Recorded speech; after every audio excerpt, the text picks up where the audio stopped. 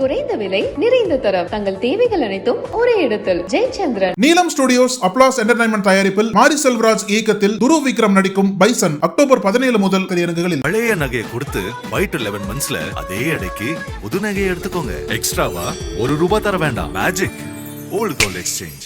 பெங்களூரு உத்தரஹள்ளி பகுதியைச் சேர்ந்தவர் 34 வயதான நேத்ராவதி எனும் பெண்.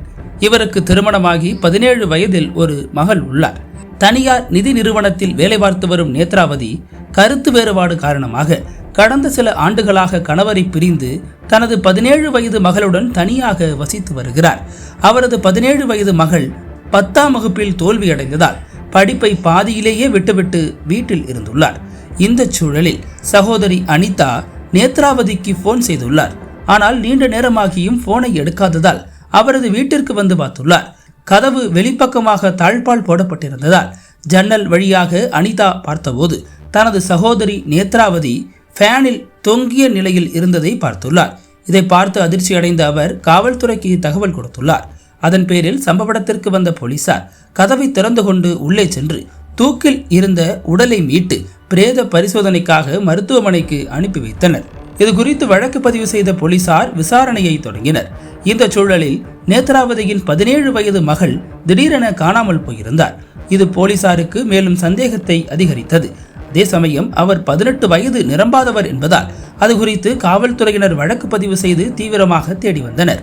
இந்த நிலையில் அந்த சிறுமி கக்கலிபுராவில் உள்ள தனது பாட்டி வீட்டிற்கு சென்றுள்ளார். பின்னர் பாட்டியிடம் சிறுமி 25ஆம் தேதி இரவு எனது நண்பர்கள் வீட்டிற்கு வந்தனர். அப்போது அம்மா போலீஸுக்கு போன் செய்து விடுவேன் என மிரட்டினார். அதனால் அவர்கள் அம்மாவை கழுத்தை நெரித்து கொலை செய்து அறையில் தொங்குவிட்டனர் என்றும் கூறியுள்ளார். அத்துடன் கத்தியை காட்டி இது குறித்து யாரிடமும் சொல்லக்கூடாது எனவும் மிரட்டியதாகவும் அந்த சிறுமி தனது பாட்டியிடம் தெரிவித்துள்ளார். அதனால் அங்கிருந்து வெளியேறி தோழியின் வீட்டில் தங்கியிருந்தேன் என நடந்த ஒன்றையும் விடாமல் பாட்டியிடம் விளக்கியுள்ளார். இதனிடையே சிறுமி பாட்டி வீட்டில் இருப்பதை அறிந்து அங்கு சென்ற போலீசார் அவரை பெங்களூரு அழைத்து வந்து விசாரணை நடத்தினர். முதலில் அவர் முன்னுக்கு பின் முரணாக பேசியுள்ளார். அதே சமயம் சிறுமி தோழியின் வீட்டில் இல்லை என்றும் அவரது காதலரின் வீட்டில் இருந்ததையும் போலீசார் கண்டுபிடித்தனர். அதன் பிறகு நடத்தப்பட்ட விசாரணையில் தாய் நேத்ராவதியை காதலனுடன் சேர்ந்து சிறுமி கொலை செய்ததை ஒப்புக்கொண்டுள்ளார். மேலும் அவர் கூறிய தகவல்கள் போலீசாரையே அதிர்ச்சியில் ஆழ்த்தியுள்ளது. சிறுமி பள்ளியில் படித்த போதே வாலிபர் ஒருவரை காதலித்து வந்துள்ளார். அந்த வாலிபருக்கும் 18 வயது நிரம்பவில்லை. இருப்பினும் இருவரும் காதலித்துள்ளனர். அக்டோபர் 24ஆம் தேதி ஷாப்பிங் மாலில் இருவரும் சந்தித்துக் கொண்ட போது அடுத்த நாள் தனது வீட்டிற்கு வரும்படி சிறுமி அந்த வாலிபருக்கு அழைப்பு விடுத்துள்ளார். மறுநாள் அதாவது 25ஆம் தேதி இரவு உணவை சாப்பிட்ட தாய் நேத்ராவதி அசந்து தூங்கியுள்ளார். அந்த நேரம் பார்த்து சிறுமியின் வீட்டிற்கு அவரது காதலன் தனது நண்பர்களுடன் வந்துள்ளார். அப்போது இரவு 10 மணி அளவில் தூக்கத்தில் இருந்து திடீரென கண்விழித்த நேத்ராவதி தனது மகளுடன் 4 பேர் நின்று பேசிக் கொண்டிருந்ததை கண்டு அதிர்ச்சி அடைந்துள்ளார். பின்னர் மகள் காதலிப்பதை தெரிந்து கடும் ஆத்திரமடைந்து போலீசில் போன் செய்து புகாரளிக்கப் போவதாக கூறியுள்ளார்.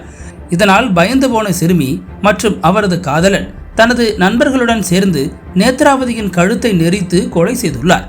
பின்னர் அதனை தற்கொலை என மாற்றுவதற்காக நேத்ராவதியின் கழுத்தில் துணியை கட்டி வீட்டில் உள்ள மின்விசிறியில் தொங்கவிட்டு சென்றது தெரிய வந்துள்ளது. பின்னர் சிறுமி அவரது காதலன் உட்பட 5 பேரையும் போலீசார் கைது செய்து விசாரித்து வருகின்றனர். 5 பேருக்கும் 18 வயது கூட ஆகவில்லை என்பதும் அதிலும் ஒரு சிறுவனுக்கு 13 வயதுதான் ஆகிறது என்பதும் தெரிய வந்துள்ளது. காதலுக்காகவும் காதலனுக்காகவும் தனது தாயையே சிறுமி கொலை செய்த சம்பவம் பெங்களூரில் பேரதிர்ச்சியை ஏற்படுத்தியுள்ளது. அனல் பறக்கும் செய்திகளை அப்டேட் செய்து கொள்ள நக்கீரன் களத்தை இப்பவே சப்ஸ்கிரைப் பண்ணுங்க.